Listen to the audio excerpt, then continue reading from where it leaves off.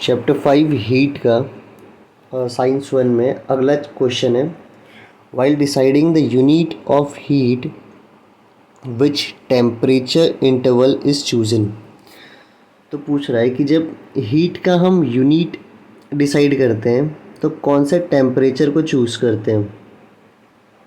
सबसे पहले तो यूनिट फॉर हीट मतलब यूनिट क्या है। देखो, हर चीज़ का तुम्हें यूनिट पता होगा। फॉर एग्जांपल डिस्टेंस का यूनिट क्या होता है, मीटर।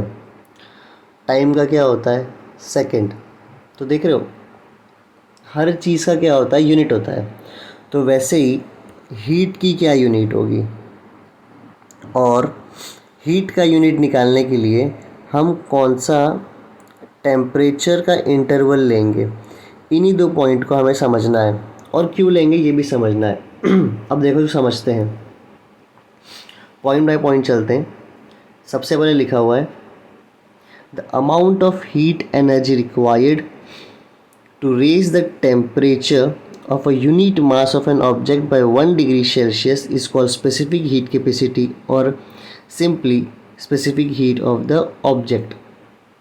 कोई डिफ़िकल्ट काम नहीं। प्रीवियस वीडियो में भी हमने यही बात किया हुआ है कि मान लो अगर ये 1 kg ऑफ वाटर है, ठीक है, कितना पानी है ये, 1 kg ऑफ वाटर है। अगर ये 1 kg ऑफ वाटर जो है ये है एग्ज़ाम्पल के लिए 20 डिग्री सेल्सियस पे टेम्परेचर, हमें इसे लेके जाना है 21 डिग्री सेल्सियस पे।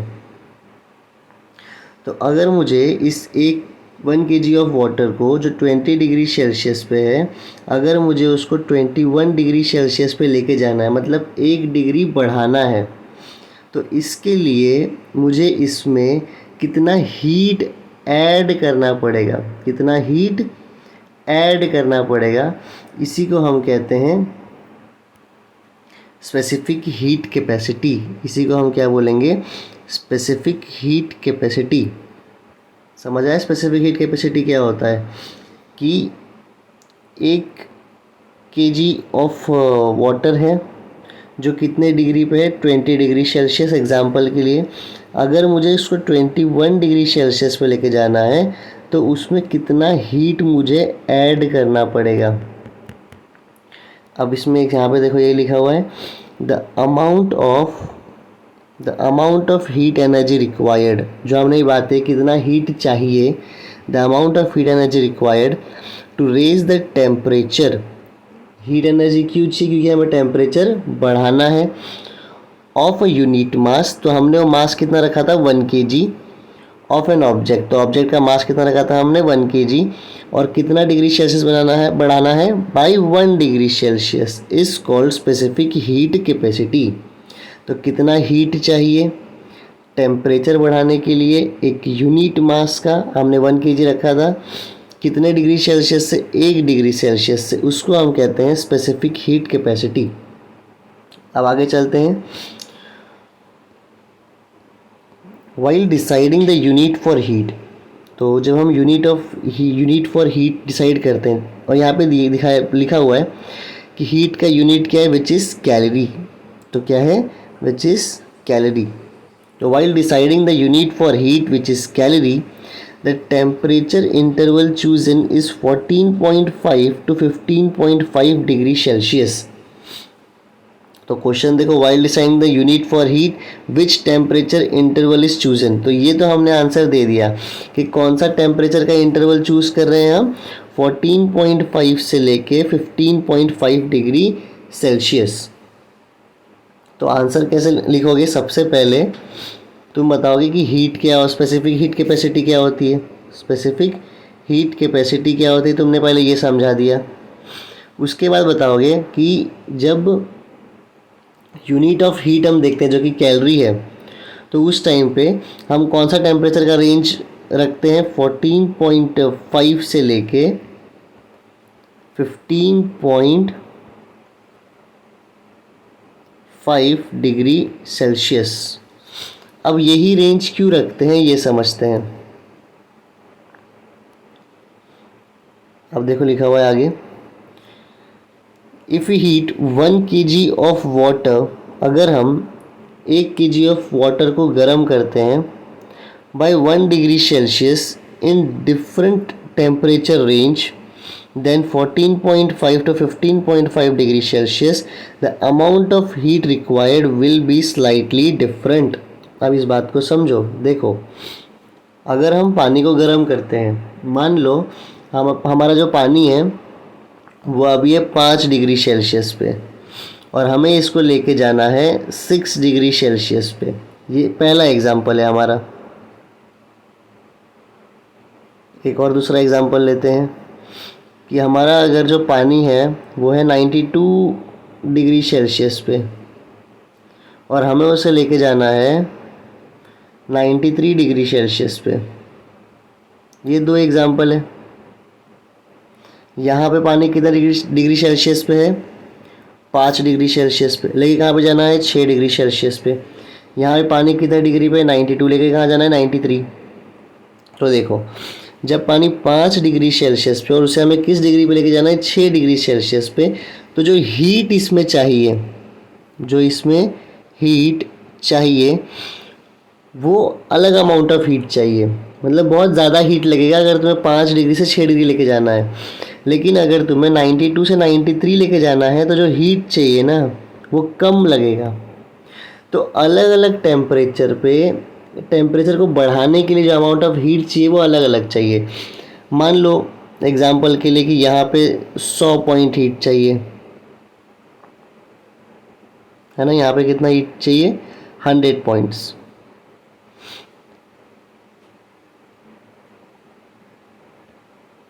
तो मान लो यहाँ पे जो हीट चाहिए वो चाहिए सिर्फ और सिर्फ 40 पॉइंट्स। ये खाली एक एग्जांपल दे रहा हूँ मैं, ऐसा कुछ रियलिटी में नहीं होता, मतलब जो ये सब पॉइंट का। तो देख रहे हो कि यहाँ पे 100 पॉइंट की हीट चाहिए और यहाँ पे कितनी चाहिए? सिर्फ 40 पॉइंट की हीट चाहिए। तो अलग अलग जगह पे, अलग अलग पॉइंट ऑफ टेम्परेचर पे अलग अलग हीट की रिक्वायरमेंट होती है। अगर 5 से 6 में जाना है तो अलग हीट, ज़्यादा हीट चाहिए। 92 से 93 में आना है तो कम हीट चाहिए। ये यहाँ पे लिखा हुआ है कि ये देखो, एक सेकेंड, हाँ, कि if we heat 1 kg of water, अगर हम 1 kg ऑफ वाटर को हीट करते हैं, कितना चेंज लाते हैं उसमें? 1 डिग्री सेल्सियस का डिफरेंट टेम्परेचर रेंज पे। तो पहले हमने टेम्परेचर रेंज कौन सा रखा था? 5 डिग्री से 6 डिग्री और एक 92 से 93 डिग्री। तो डिफरेंट टेम्परेचर रेंज किससे डिफरेंट? 14.5 से लेके 15.5 डिग्री सेल्सियस है डिफरेंट। तो हमने कितना रखा था? 5 से 6 और 92 से 93। The amount of heat required will be slightly different. तो जितना हीट की रिक्वायरमेंट है वो अलग होगी। हमने तो बहुत ज़्यादा अलग कर दिया, देखो ना, अलग अलग है कि नहीं। यहाँ पे हमने समझा कि यार यहाँ पे अगर 100 चाहिए तो यहाँ पे 40 चाहिए। तो ये जो हीट की रिक्वायरमेंट है ये क्या है? अलग अलग होती है। यही इसमें लिखा हुआ है। अब नेक्स्ट देखो और पूरा आंसर समझ जाओगे। It is therefore essential to define a specific temperature range while defining the unit of heat. इसीलिए बहुत ज़रूरी है कि हम कोई एक स्पेसिफिक टेम्परेचर रेंज को ही रखें जब हम यूनिट ऑफ हीट को डिसाइड करें, क्योंकि अलग अलग टेम्परेचर पे उसको अलग अलग हीट चाहिए। तो हम क्या करते हैं?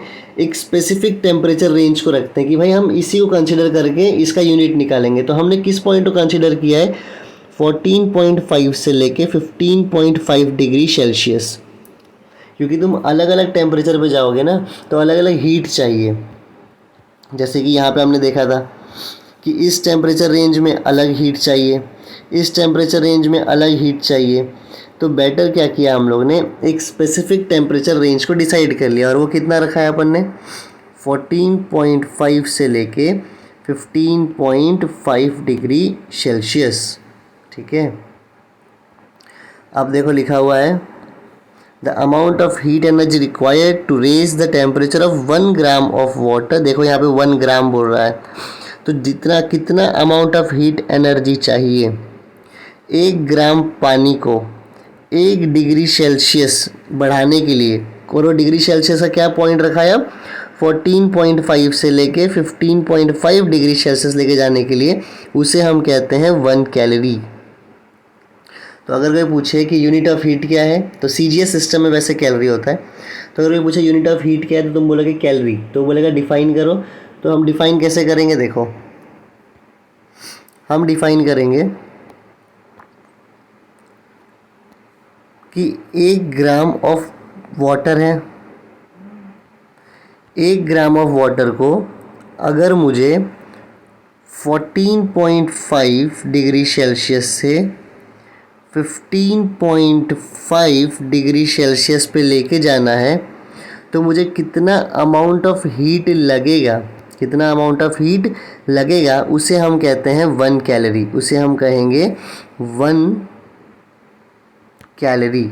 तो 1 कैलोरी क्या हो गया कि 1 ग्राम ऑफ वाटर को हम कितना हीट देंगे ताकि वो 14.5 डिग्री सेल्सियस से कहाँ पे पहुँच जाए, 15.5 डिग्री सेल्सियस, इसे हम कहेंगे 1 कैलोरी।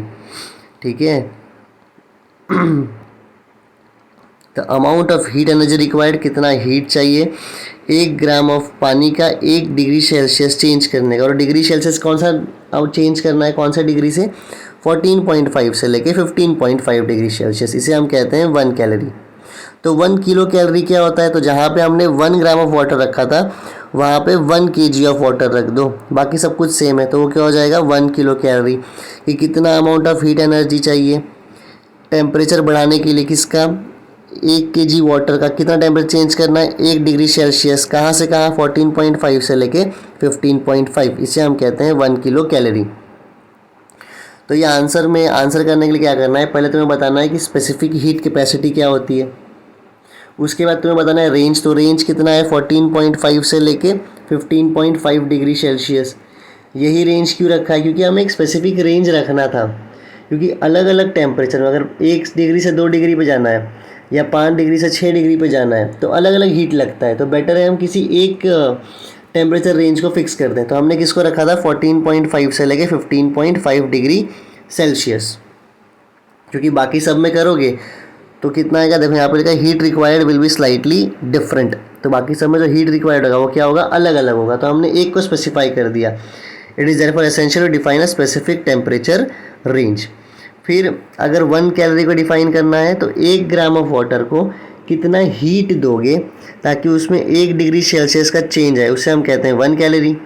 और अगर 1 किलो कैलोरी तो 1 kg ऑफ वाटर को कितना हीट देना पड़ेगा ताकि 1 डिग्री सेल्सियस मतलब 14.5 से 15.5 डिग्री सेल्सियस पे आ जाए, उसे हम कहेंगे 1 किलो कैलोरी। तो अगर क्वेश्चन देखो while deciding the unit of heat, तो पहले हीट को डिफाइन कर दो, हमने काफ़ी बार किया है पिछला वीडियो में भी, इसमें भी। Which temperature interval is chosen, तो कौन सा टेम्परेचर इंटरवल है 14.5 से लेके 15.5, क्यों, क्योंकि हर टेम्परेचर पे अलग अलग हीट चाहिए, 4 से 5 लाना है तो अलग हीट चाहिए, 10 से 11 लाना तो अलग हीट चाहिए, तो बेटर एक स्पेसिफिक टेम्परेचर रेंज चुनो। तो वो कौन सा चुना हुआ है 14.5 से लेके 15.5। तो आई होप ये भी आंसर आपको समझ आया होगा। एक बार रीड करो और खुद से आंसर को लिखना।